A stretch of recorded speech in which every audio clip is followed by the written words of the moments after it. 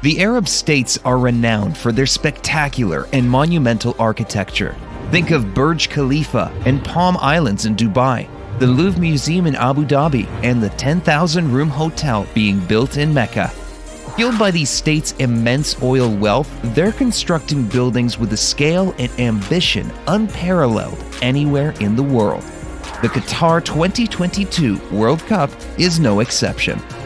Despite being the smallest nation ever to host the football tournament, they've gone all out, creating 8 breathtaking stadiums, the envy of the world. All the stadiums are powered by solar panel farms, and given Qatar's scorching climate, their cooling systems have been meticulously designed. After all, fainting football superstars did not make the best headlines. In fact, Qatar's dedication to sound environmental practices earned all the stadiums 4 or 5 stars from the Global Sustainability Assessment System. It's all very impressive. Let's take a tour around these 8 modern marvels. We're exploring how they were made, what they cost, and the unbelievable story behind each. Bayt Stadium. The first and perhaps most instantly recognizable area is the Bayt Stadium, located about 35 kilometers away from the Qatar capital of Doha. It can hold 63,000 people. It's the second biggest of all the stadiums built, and indeed, it towers over the surrounding landscape. After winning its bid to host the World Cup in 2010, Qatar set about building their vision. In 2015, they awarded Dar Al Handasa, a Lebanese construction company, the contract to design and build the stadium. Their vision drew inspiration from the traditional tents of the nomadic Bedouin peoples of Qatar, known locally as Bayt al-Sha'ar tents. The name was also given to the stadium. The walls billow in and out, echoing the flowing fabric. Such tents are ideal in the hot desert climate. However, the Bayt system features a slightly more high-tech solution. A colossal, retractable roof will cool the interior, helping to manage the scorching Qatari temperatures. The tent-like structure also shades the pitch. This clever design work earned the stadium several sustainability certifications, including a 5-star GSAS rating. But the stadium is more than just a football arena. You'll find a 5-star hotel and shopping center inside its massive walls. These luxurious hotel suites and rooms all boast balcony views of the football field in a breathtaking display of opulence. It's like no stadium on earth, aside from its siblings built for the World Cup. The stadium is planned for 8 games, including the opening match. However, once the tournament is over, the upper tier of seats will be removed and given to developing nations. It's a bold gesture that will reduce the stadium's capacity to below 32,000. A more manageable number, considering the local city of Al-Khor has a population of only 202,000. Janoub Stadium. Established in one of Qatar's oldest neighborhoods, Janoub Stadium was designed by the renowned British-Iraqi architect Zaha Hadid, famous for the London Olympics Aquatic Center and Beijing Daxing Airport. Sadly, Hadid died in 2016 and never witnessed the stunning postmodern and neo-futurist design she conceived. It wasn't merely a futuristic vision, however. The swooping, frilled curves are meant to mirror the sails of traditional dhow boats used by pearl divers to weave through the tumultuous currents of the Persian Gulf. It's not hard to see the similarity. In fact, the curvilinear roof gives spectators the feeling of being on a ship, and the bowed beams holding up the roof also resemble a ship's hull. It's a beautiful nod to the seafaring history of Al-Waqra, the city where the stadium is located. It also features a retractable roof and complex cooling system capable of reducing the inner temperature to as low as 18 degrees. Like all major developments, the 40,000-seater stadium was conceived as part of a wider project. As the architects explained, the stadium was designed in conjunction with a new precinct so that it sits at the heart of an urban extension of the city, creating community-based activities in and around the stadium on non-event days. It's a subtle nod to the issue which typically plagues such developments: with the sports complex also featuring swimming pools, spas, a shopping center, and schools, wedding halls, additional sports facilities, and restaurants planned nearby. The $700 million cost may not be in vain. Still, 20,000 seats will be removed after the stadium's 7 World Cup games. Ahmad bin Ali Stadium. The Ahmad bin Ali Stadium, better known as the Al Rayyan Stadium, sits on the site of one of Qatar's former major arenas.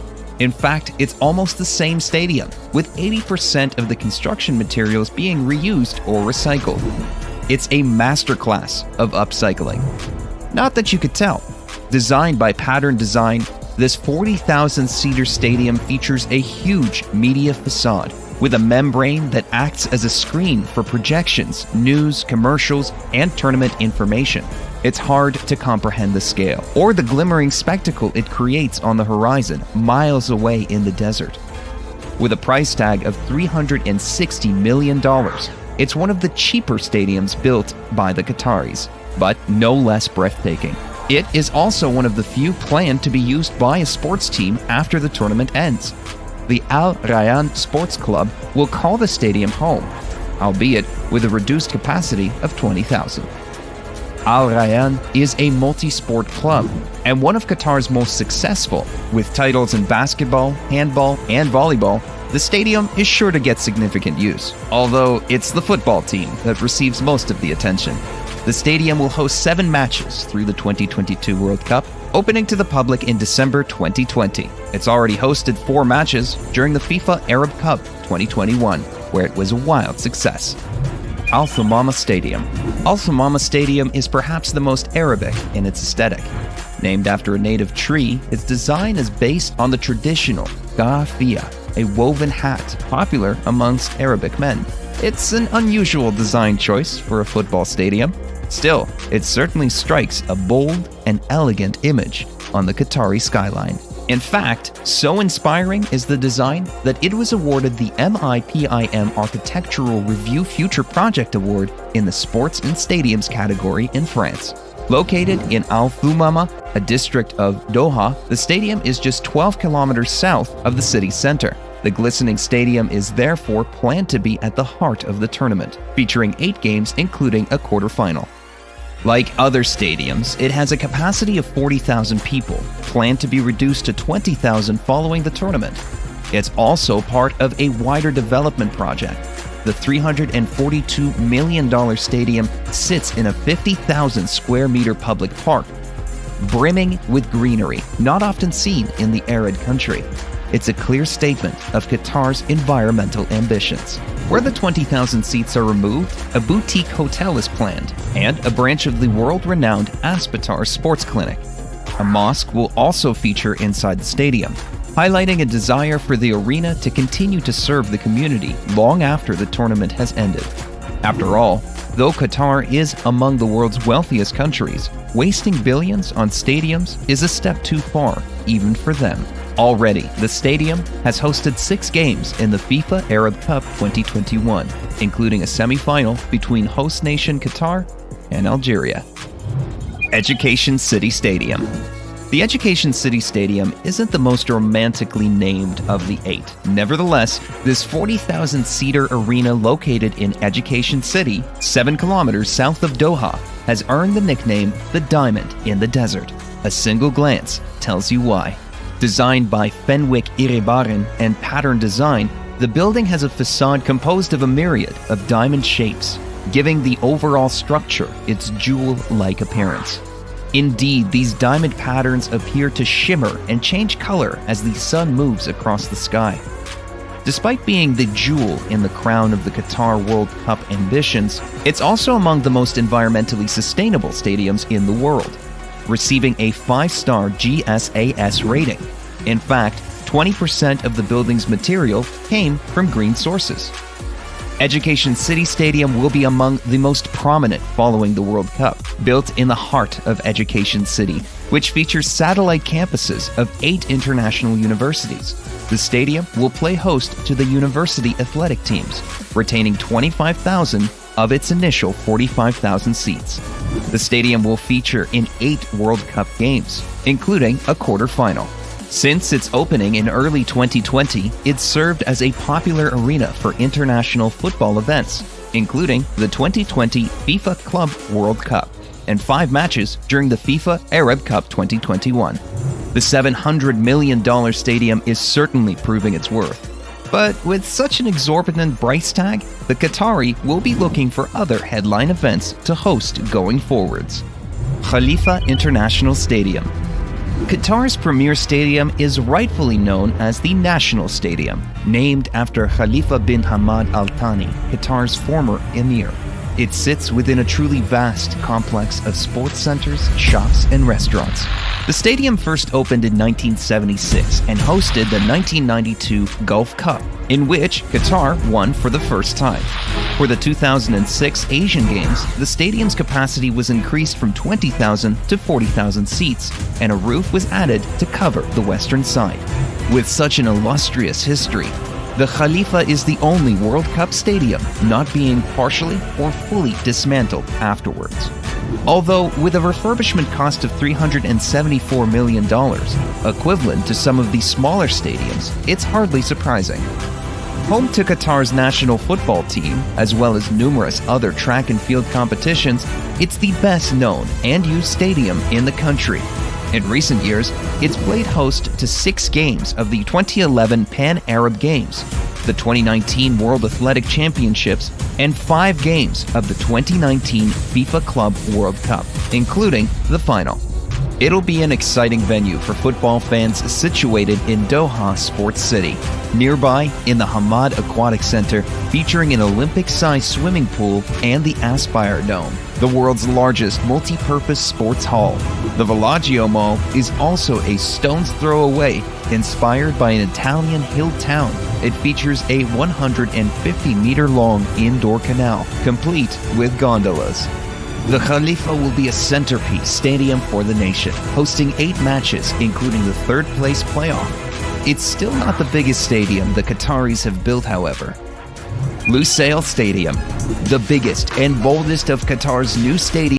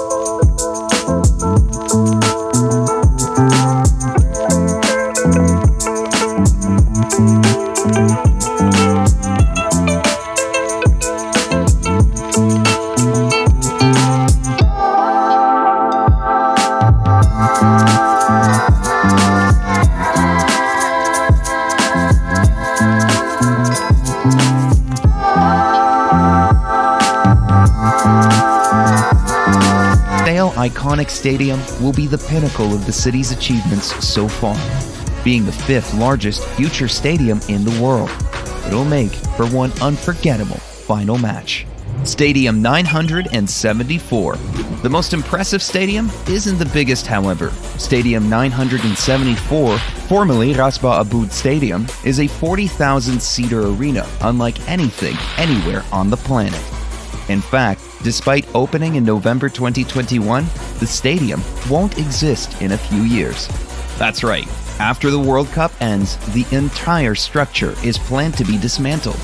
Indeed, from its conception, the whole stadium was built with impermanence in mind. Its name, which pays homage to Qatar's international dialing code, is also an element of its design. Constructed from 974 recycled shipping containers and modular steel, the extraordinary stadium is a blueprint for future tournament hosts worried about being stuck with an expensive stadium they can't fill. It's the first temporary venue in FIFA World Cup history. Its inventive design uses containers for bathrooms and concessions, as well as the stadium's outer wall. Despite this cobbled-together approach, the waterfront area is uniquely beautiful, maintaining the grandeur of traditional stadiums but with a modern eco-spin. It received a 4-star sustainability rating from the GSAS. Nor are the Qataris wasting their efforts. The stadium was tested on the 2021 FIFA Arab Cup's opening day and is planned to host 7 matches during the 2022 World Cup, up to the last 16. It's unknown exactly how much the temporary structure cost to build, though the site will become a waterfront development after being deconstructed.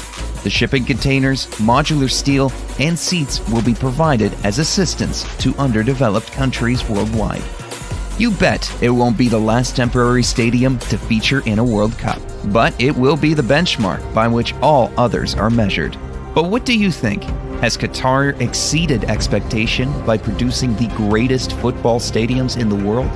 Or are they yet more monumental structures that will fail to live up to the hype? After all, stadiums of World Cups past are often doomed to financial problems, remaining empty for years. And what do you think of the temporary stadium? Is this an ingenious solution to the problem? Let us know in the comments below. If you enjoyed this video, make sure to watch our other video on the top 5 mega projects in Dubai. Thanks for watching. We'll see you next time.